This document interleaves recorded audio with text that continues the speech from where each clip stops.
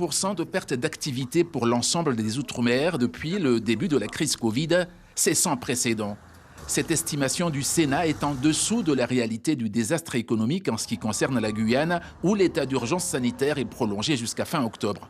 La situation économique, déjà très fragile ici depuis des décennies, se dégrade de jour en jour. Pratiquement tous les secteurs d'activité sont à la peine.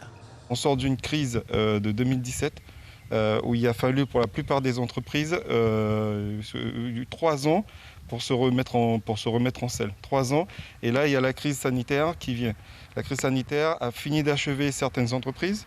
On n'a pas les chiffres encore, mais comme je dis, ce n'est qu'après, lorsque les entreprises vont recommencer, l'activité guyanaise va recommencer normalement, c'est là qu'on se rendra compte qu'en réalité, il y a des entreprises qui n'existent plus. La menace d'effondrement est réelle. Malgré les premières mesures de solidarité nationale, l'avenir ne s'annonce pas des meilleurs. La frilosité légendaire des banques outre-mer n'encourage pas l'optimisme. De nombreux chefs d'entreprise estiment qu'ils ne seront pas éligibles aux prêts garantis par l'État. À cette conjoncture déjà morose s'ajoute une inéluctable crise dans les finances des collectivités locales. Une crise sanitaire accélératrice d'une crise économique qui elle-même peut déboucher sur une crise sociale, avec la multiplication en quelques mois par 6 des demandeurs d'aide alimentaire.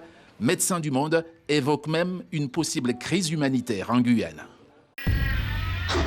Suivez l'info sur Guyana Première, télé, radio et Internet.